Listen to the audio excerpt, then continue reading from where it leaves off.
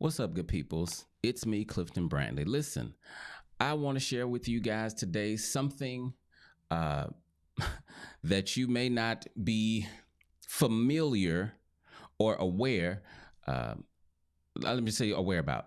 Like, I want to tell you about you might need a divorce. Okay, you might need a divorce. But listen, before I get into what I want to talk about, let me tell you real quickly. I have a challenge coming up in actually starts next week. No, not next week. Week after next, November 7th through the 11th. I'm having a challenge. It's called the Resolving Conflict Challenge. It's going to help you learn how to resolve conflict better, quicker, and actually easier. Right? It's 5 days from 6 to 8. If you do the VIP, it's from 6 to 8. If you do general admission, then it is 7 to 8. But go to cliftonbrantley.com/conflict challenge info. And you can get all the information on the challenge and do that. I need to get me a towel or something because so this is my first live in my new office, so to speak, right?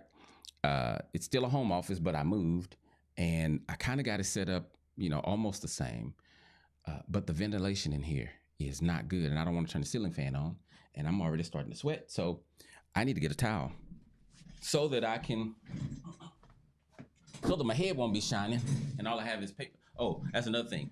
In here, I don't have carpet, so I'm rolling all over the place, right? So sorry for all the sound, but I had to get a towel to wipe my head, right? I don't have a towel, so I had to get a paper towel. So listen, let me start with a question. Who taught you how to do marriage? Like who's the person that set you down and said, hey, this is how you do marriage. This is how you be a husband. This is how you be a wife. This is how you love a husband. This is how you love a wife. Chances are no one. That is why the name of my book is Who Taught You How to Do Marriage? Because I realized that I showed up to marriage, not this particular time, but a lot of you know that I am, previously divorced. I showed up to marriage ill-equipped. Now, I didn't know that. I thought I knew what it took to make marriage work. Found out I did not. Because nobody teaches us how to do marriage. And really the title came from a client coming in, and she was like, what was I supposed to learn this stuff? Like, nobody taught me how to do this. And I'm like, exactly. And so that's why I have a job. But really, who taught you how to do marriage? That's important because you may not, because no one taught you how to do marriage, never taught you the ins and outs of marriage. You probably do not know this fact that I'm about to give you. Nobody marries the person they think they're marrying. Nobody. So people come in my office all the time and say, they changed on me, or this is not the person that I married. This is not the person that I thought I was going to spend my life with. The reality is nobody marries the person that they think they're going to marry. Do you know why that is? Because so when you met your partner, most of what you fell in love with and that you think you're marrying, you made up. You may not believe it, but trust me, you made it up, right? I'll give you an example.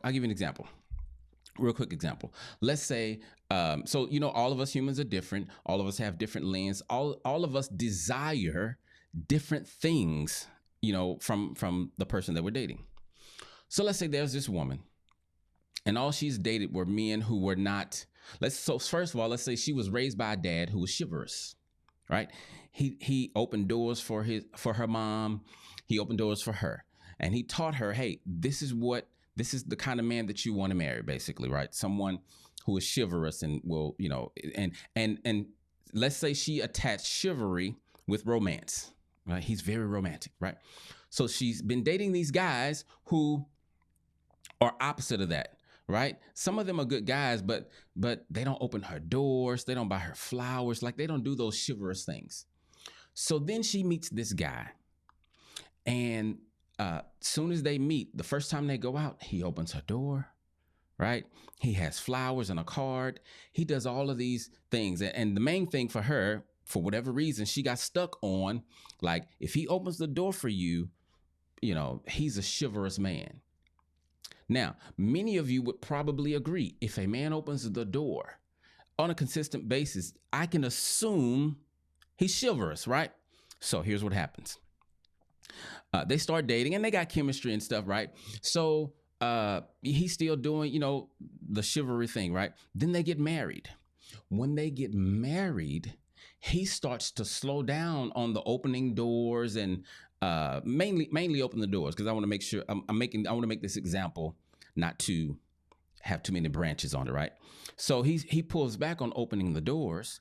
The reason he pulls back on opening the doors is because in his mind, that was never really anything important anyway. He was doing that to be nice. He wasn't doing it to be chivalrous. He was doing it to be nice. But now that he's married, to show his love to his wife, what he does, he makes sure that he is always where he says he's going to be. So he keeps his word. He works hard. He brings home the money. He provides, right? He does all these things. That's how he's showing his love to his wife. But the wife is now confused because he don't open doors anymore. And so they come to see me, and she's like, he don't love me like he used to. Well, what makes you say that? Well, because when we first met, he used to open doors for me. And no, I'm sorry. She says, when we first met, he was so chivalrous. And he's like, what are you talking about? Chivalrous? Like, I don't even know what that is. And then she's like, yes, you do. Like, you used to open doors for me all the time. And he's like, is that what this about? Opening doors? Like, I open doors because I know it's a big thing for you, right? And so what she made up in her mind is that because he opened doors, that opening doors mean the same thing to him that it does to her. So he must be a chivalrous kind of person. Not true. And kind of may not be the best example, but you get the point. She made up in her mind the person that she was marrying. And so she thought she had one guy and she got another guy. Now, take that and apply it to a whole bunch of situations and scenarios or aspects and characteristics of your partner that you thought they had, that you realize they don't have. Just this week, someone came in and they said, I fell for him because of his love for his family. Like, I wanted a family-oriented man, and he loves his family. But now that they're married, she see he too close to his mama. I don't like that, right? So she made up in her mind, oh, he like going to his mama house every other day. That's amazing. You made that up, right? So my point is, nobody marries a person they marry. They think they marry because you make it up. So here's my next question for you. Where did you get your idea of what a husband or wife is? Like, where does this idea come from? Whatever it is. And I'm not saying that it's good or bad, right? You can have whatever idea you want, but where'd you get it from? Let me tell you where you did not get it from. You did not base your idea of a husband or wife based on the person that you married. No, you had this idea of a husband or wife before they ever showed up. As a matter of fact, that's why you chose them. You chose them because you thought they fit the criteria of your idea. So then what do?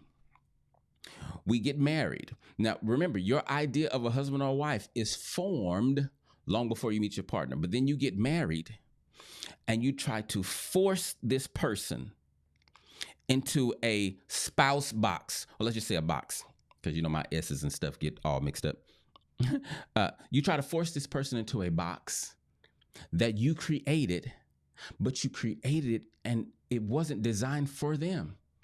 You created the box before you ever met them. So we start to have conflict because you are trying to fit the person that you married into a box that wasn't designed for them, right? So for this reason, you may need to get a divorce.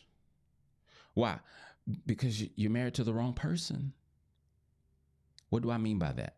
I don't mean your actual spouse, right? So let me clear that up right now, right? I don't mean divorce your spouse.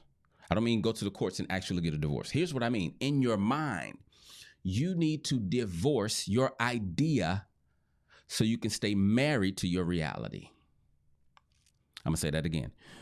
You need to divorce your idea of a husband or a wife so that you can stay married to your reality, meaning the person that you actually married. Now, here's the problem with that. The reason that is difficult is because we humans don't like killing dreams, right? Because when I divorce my idea, some of my dreams about marriage, they have to die. Why? Because my idea and my dreams are connected. So my dreams are connected to my ideal person. And if that ain't who I married, some of the dreams got to die. For example, this is a small one that I could share without being, too transparent and getting in trouble, right? I've always wanted a woman. I've always wanted a wife who loved basketball, but that's not the person that I chose. The person I chose don't really care much about basketball. So guess what? If I divorce the idea that I came to the marriage with, then I got to let that dream die. I'm not going to have a wife that, like, she may go to the Rockets game, but she's probably not going to, go to the gym just to watch me play ball. Like, that's not going to happen, right? There are some dreams that you have. I've always wanted a wife that did this. I've always wanted a husband that would do or say that. But if that ain't the person that you chose, what are you going to do? You're going to divorce if you want to stay married, you're going to have to divorce your idea so you can stay married to your reality. Because if you don't divorce your idea, all you're going to do is punish the person for being who they are. But you married them for who they are.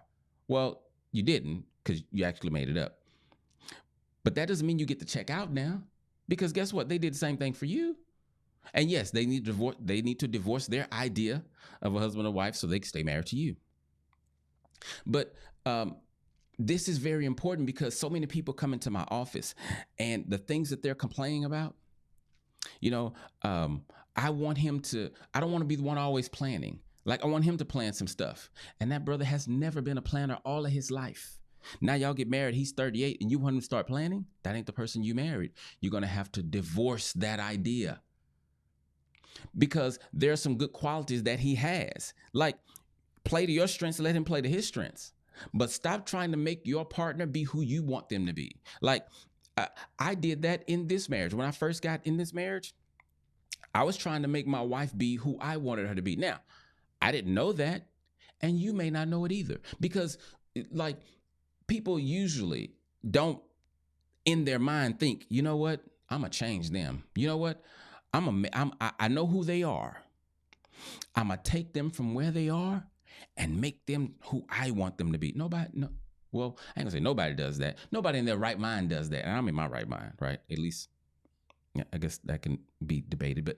But nobody does that, right? So if you're going to stay married, like if I was going to stay married, there's something like first of all, I had to stop trying to make her be my idea. She can't fit in my idea box. It wasn't designed for her. She wasn't even around when I made it up. And here's another thing. Some of the stuff in your idea box is unrealistic anyway. Like, that brother or sister don't even exist, right? So I had to get to the place. I had to grow to the place and learn that she was not raised to love me. Right? The spouse that you want your partner to be, they wasn't raised to be that. They were not raised to love you perfectly. You guys both have to learn that in the marriage. So, not to belabor the point, if you are going to have a healthy marriage, if you're going to have a love-filled marriage, you're going to have to divorce your idea so you can stay married to your reality. Now, when I talk about accepting your partner, because that's what that includes, accepting your partner means, y'all not going to like this part, but it means accepting them. It means accepting the fact that not only are they different than you, but they may be opposite of you in some areas. And you got to learn to be okay with that. Here's what I tell people. If there are things about your partner that you don't like, they go into one or two categories. Either it's a wrong thing, or either it's about right and wrong, or it's about preference. How do we determine? First of all, in your marriage, you cannot determine right or wrong. If one of you determine right or wrong, then whoever determines right or wrong, they have the upper hand. You can't do that. Right and wrong is determined only by God. He is the only one that determines what's right and what's wrong. Okay? So to put it more simply, sin.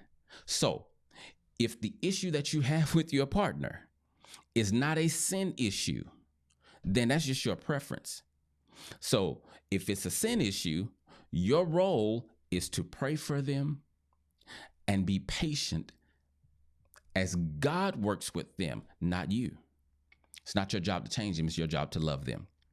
But now, if it's a preference situation, like, man, I don't like the fact that they eat with their mouth open, you're going to have to grow. Like, you got it. So you can tell them about it. And if they want to work on it, if they decide to work on it, fine. But if not, you got to divorce your idea of being married to someone who don't eat with their mouth open, so that you can stay married to your reality. Because with that idea at the forefront of your mind, you're not going to ever see the beauty in the person that you married. Okay? So learn to accept your partner for who they are. But in order to do that, you got to be able to see them. And you can't see them looking through the lens of your idea. Accept them. Accept them to the point to where the person that you want, or let me say, the person that you wanted is not the person that they can be, but they still can love you, and you guys can still have a thriving marriage. Yes, you can. All you need is two willing people. Do you know you don't need somebody who makes a lot of money? You don't need somebody, I know y'all not going to agree with these things. You don't need somebody who's great in bed. You don't need somebody who can cook. You don't need somebody who is 6 feet. Whatever your requirements are, what you need, if we're going to talk about needs, you need someone who is going to be committed to loving you completely, giving their all, and they're committed to personal development. That's it. That's all. The rest of that stuff we make up, right? I'm gonna read you this little. I'll pull up this note that I was doodling notes the other night. This is what I said. I'm gonna read it for you. This says, you have to give your partner the freedom to be someone completely different from you and from what you want, right? I don't mean how they treat you. I mean who they are, right? So your partner, if you got it, so your complaint about your partner is legitimate if it is about the way they treat you, right? If you're complaining about like the way they treat you, that's a legitimate complaint. However, it is not a legitimate complaint if your complaint is about who they are, because who they are, they've been long before you ever showed up. And you're not God. They were not created in your image. They was created in his image, right? So you have to, if it's something about who they are, and listen, there are some things about your partner that you don't like, that you feel like, I just can't deal with that. But that's an indication. That's a sign that you need to grow. How do I know? How do I know this? I'm not just making this up. Like, sir, where'd you get this from? I never read that in no book. I know, because it's in my book, and because I lived it. Like, there's some things with my wife that are on God's list. He's like, I don't care nothing about that. But for me, man, I wish she wasn't this, and I wish she wasn't that. And like, I just, and trust and believe there's some things about me that my wife wish was not me. Probably the main one is the fact that I overshare. I do. I try, I'm trying to work on it to where I don't do it where it harms us. But I've always been an overshare. When I say always, I don't mean I was born this way, right? But I've been this way for a long time. And so what I'm finding out now in these later years, that my oversharing actually God can use as a blessing for other people, because I'm so transparent. I get to open up and show you like what's going on in my life, so you can see that like the expert go through stuff too. But my wife don't like that. Like my wife does not. My wife is like a vault. My wife is extra times 10 private. Like my wife is private. That I'm private in areas, but mostly I'm a wide open oversharer. My wife don't like that. But guess what? God don't have an issue with unless I'm harming the marriage. God don't care nothing about that. So guess what my wife has to do? She has to grow to accept me. How do I accept that? I mean, you got to come talk to me, sit on my couch. That's a longer conversation, right? But there's some things about my wife I just had to accept. Why? Because it's who she is. And if it's something that I believe God wants to change, guess who's gonna change it? Him, not me. So I hope this is helping you, because too many of you out there are looking at the door thinking, I need to get out of here because this ain't the person I married, or this ain't what I want. Newsflash, marriage is not the place you come for happiness. That's not where you come for. So you get happiness out there. When I say out there, meaning before you get to marriage, outside of marriage, and then you bring that happiness with you to the marriage. But you don't come to marriage to be happy. If you did that, I'm going to encourage you, change your mindset, or you're going to suffer, because that's not what this is, right? All right. So I hope this blessed you. Hopefully it was insightful for you, right? Again, don't go divorce your partner, divorce your idea. Divorce the idea that you came to the marriage with, so that you can stay married to and really enjoy your reality. All right. See you guys next time. Thank y'all for hanging out with me. And do go to the page, cliftonbrantley.com/conflict challenge info. Sign up for the challenge. The one we did last month, man, I'm telling you, you don't want to miss it. If you guys are perfect at resolving conflict, then it's probably not for you, right? If you guys know, like, you always resolve conflict, like there's no issues, probably not for you. Now, if y'all never fight, it is for you, because that's a red flag. Like, y'all need to do the challenge. And well, I'm not gonna keep talking about it, but I'm gonna encourage you to do the challenge. Okay. All right. You guys enjoy the rest of your Friday.